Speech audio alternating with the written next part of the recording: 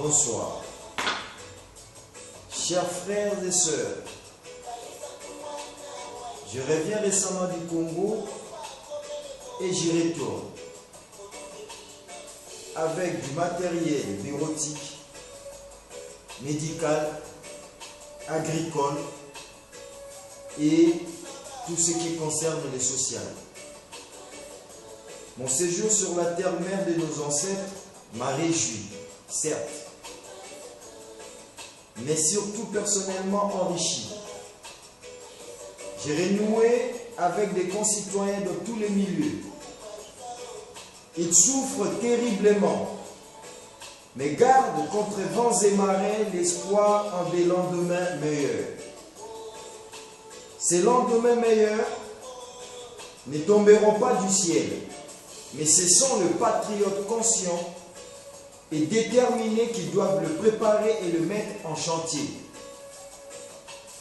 J'ai eu à m'entretenir également avec certains compatriotes amers qui ont constaté avec moi que depuis plus d'un demi-siècle, les intellectuels, leurs frères qui se qualifient des leaders, ne se soucient aucunement de leur quotidien, ni de leur avenir, ni celle de la nation.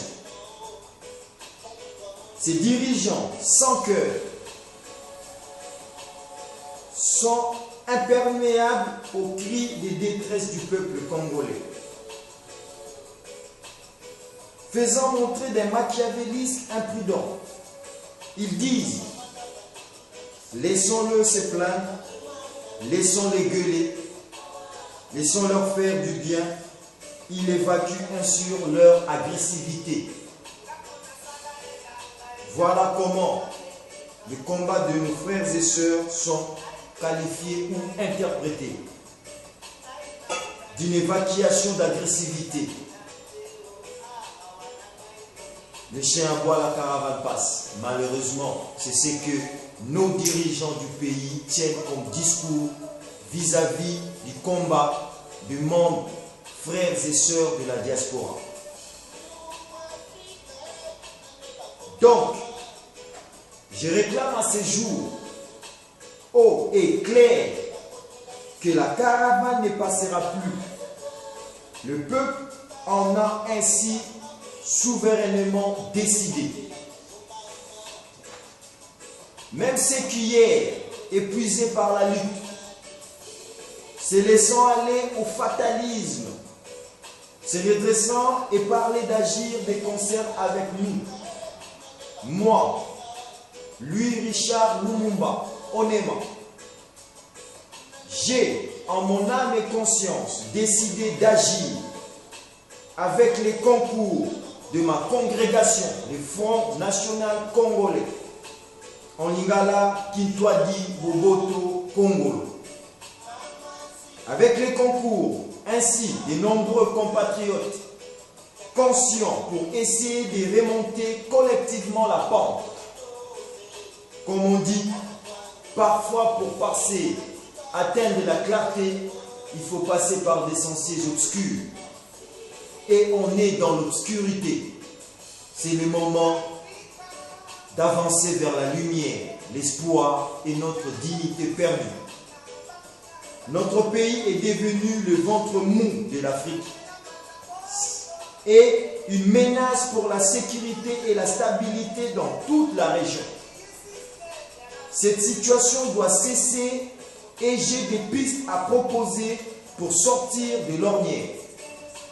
Par ailleurs, j'ai constaté que beaucoup de nos frères et sœurs qui ont acquis à l'étranger de nombreuses connaissances et un savoir-faire évident hésitent à rentrer au pays pour participer à la reconstruction nationale.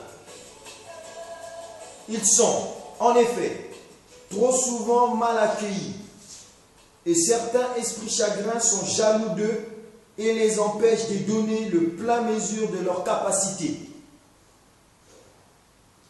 Et qui en plus, on leur donne un salaire de misère et pourtant ils ramènent des richesses intellectuelles au pays.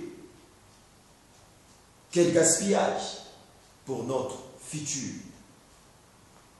Moi-même, malgré les embûches que m'étendaient les faux frères, j'ai sur le terrain essayé d'apporter ma contribution au développement de la santé, dans le domaine de l'agriculture et à l'éducation.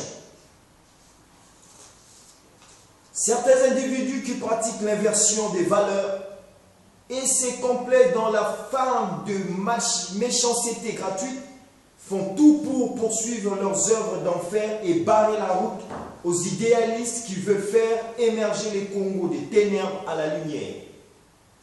Ces individus doivent être mis hors d'état de nuire, car si on les laisse faire plus longtemps, le pays se désintégrera et c'est là nous ne pouvons le mettre.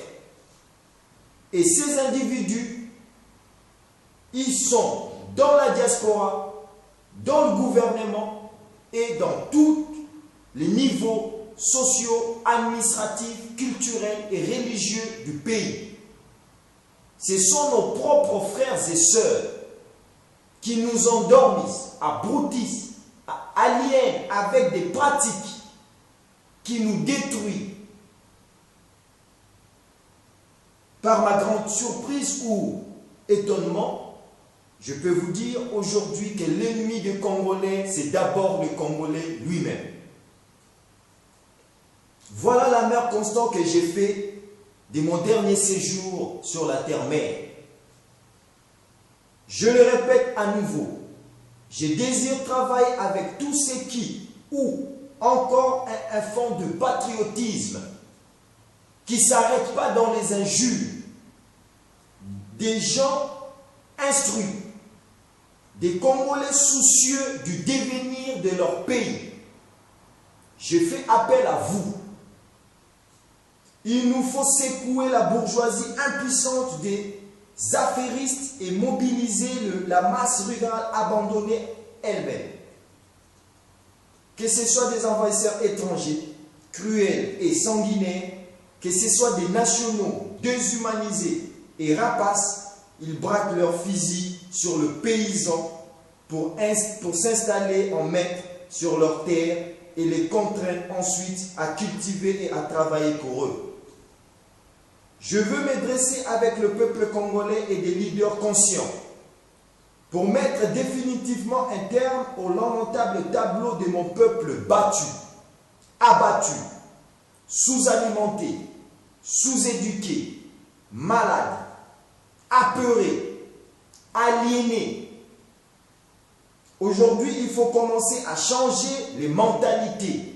Voici notre premier chantier. Car sans la mentalité changée des Congolais, on n'arrivera à rien. On doit commencer par faire un travail sur soi-même. Car, malheureusement, notre ennemi est notre propre frère. Aujourd'hui, il faut commencer à changer les mentalités. Fini les temps de l'impuissance et de la folie meurtrière. Arrêtons de nous battre entre nous et de nous jalouser. Inutilement, cela nous mène à un affrontement collectif. Ne faisons pas le jeu de notre ennemi commun. Unissons-nous plutôt pour l'affronter et le mettre en déroute. Organisons-nous pour agir et pour vaincre. Ne comptons pas sur le monde extérieur pour venir à notre place sauver le Congo. Le salut du Congo, c'est au peuple congolais lui-même. Notre héros national, Patrice Emery Lumumba, nous a donné un exemple sublime qui nous dépasse en n'hésitant pas à sacrifier sa vie pour le bonheur de son peuple. Mais si nous ne nous référons pas au passé, c'est avec la ferme intention d'ouvrir l'avenir, d'inviter à l'action et de fonder l'espoir. Mes chers frères, c'était ainsi le message de Richard Lumumba, président du Front National Congolais. Un message qui s'adresse aux Congolais, aux Africains, pour qu'une fois qu'on puisse prendre conscience, qu'on arrête avec des actions improductives, qu'on puisse maintenant mettre notre intelligence en action pour pouvoir commencer à ériger cet édifice qu'est le Congo. Que Dieu vous bénisse, que nos ancêtres vous protègent. Merci.